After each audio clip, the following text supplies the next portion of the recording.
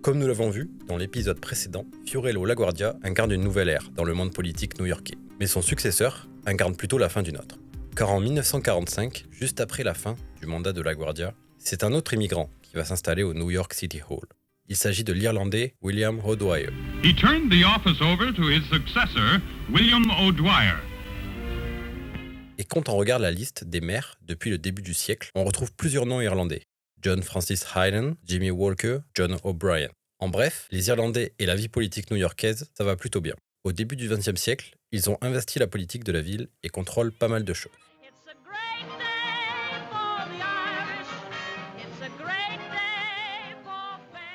Irlande, 1845. Un champignon, le mildiou, attaque les plantations de pommes de terre, qui sont alors l'une des ressources les plus cultivées sur l'île celtique.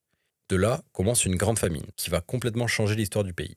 Le nombre de morts grimpe et près d'1 million d'Irlandais perdent la vie. Les autres décident de tenter leur chance, dans le Nouveau Monde. Between 1892 and 1954, roughly 12 million immigrants came through Ellis Island. L'Amérique, qui va attirer presque 2 millions d'Irlandais. Ils vont tenter leur chance, en faisant la Grande Traversée, qui était souvent dangereuse et dans des conditions assez horribles. Le nombre de passagers vivants et en bonne santé à l'arrivée était évidemment bien plus faible qu'au départ.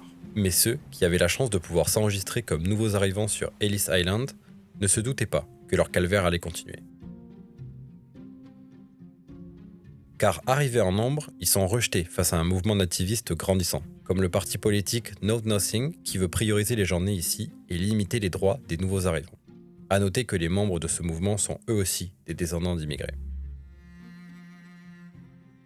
Ils vont représenter une masse électorale importante dans la ville et occuper des postes de plus en plus importants. Et une organisation politique, qui était autrefois plutôt hostile aux immigrants, va profiter des Irlandais pour augmenter son influence dans la ville.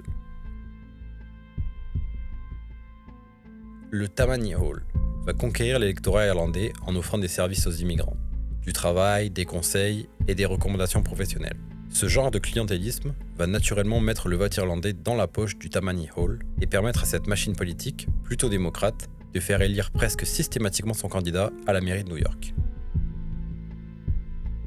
Mais avançons un peu dans l'histoire pour retrouver William O'Dwyer. Il est né en Irlande en 1880 et va arriver à New York à l'âge de 20 ans. Il passe par Ellis Island et débarque dans la plus grande ville du pays. Et O'Dwyer va vivre le rêve américain en termes de réussite professionnelle. Il commence à travailler comme ouvrier, gravit les échelons jusqu'à devenir policier, et après des études de droit, il va être nommé juge, puis procureur de Brooklyn. Il veut s'engager en politique et participe à la course pour la mairie de New York en 1941. En face de lui, LaGuardia brigue un 3e mandat et possède une large coalition ainsi qu'un bon bilan de ses 8 années passées à la tête de la ville. O'Dwyer, lui, a le soutien de Tammany Hall, mais il n'est pas 100% assumé de son côté et il perd l'élection. Il s'engage dans l'armée pendant la Seconde Guerre mondiale et en 1945, il retente sa chance à la mairie. Cette fois-ci, le soutien du Tammany Hall est pleinement assumé et l'influence de l'organisation politique lui ouvre les portes de la mairie de New York. Après 3 mandats de LaGuardia, c'est donc le grand retour d'un Irlandais à la mairie de New York. Et dans cette période d'après-guerre, O'Dwyer va déjà soutenir la communauté irlandaise, en s'impliquant dans de nombreux événements. Il soutient aussi la réunification de l'Irlande avec l'Irlande du Nord et souhaite montrer aux Irlandais, qui l'ont grandement aidé à être élus, qu'il ne les oublie pas. Son mandat sera plutôt une période de transition pour la ville, juste après la fin de la Seconde Guerre mondiale. Mais il va rentrer dans l'histoire pour autre chose, car O'Dwyer représente la fin d'un système où la corruption était omniprésente. Durant son mandat, le plus gros scandale de corruption de la police est mis au jour.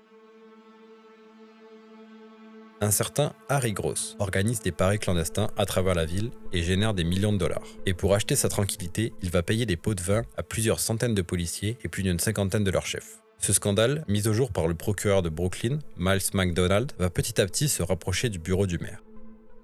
Sous la pression politique et populaire, O'Dwyer va appeler le président Truman à la rescousse pour l'aider à sortir de cette impasse. Et il va finalement démissionner en août 1950 et être nommé par Truman comme ambassadeur au Mexique. Cette sortie va lui permettre d'échapper à des poursuites et s'éloigner de New York le temps que le scandale retombe. Mais cette histoire ne va pas mettre qu'un terme à son mandat. Elle va aussi sonner la fin de Tammany Hall, qui ne va jamais se remettre des scandales de corruption et sera dissous une dizaine d'années plus tard. Et c'est aussi la fin des Irlandais à la mairie de New York. L'héritage irlandais reste important pour New York et pour l'Amérique. Le président Kennedy, élu en 1961, va assumer et revendiquer ses origines irlandaises et renforcer les liens entre l'Amérique et l'île britannique. I am deeply honored to be your guest in the free parliament of a free island. Les Européens ont donc investi la politique à New York au fil des décennies. Mais il n'y a pas que dans cette grande ville. LaGuardia a ouvert la voie à d'autres communautés qui vont prendre cette place. Parmi elles, les Afro-Américains. Et c'est ce que nous allons voir dans le prochain épisode.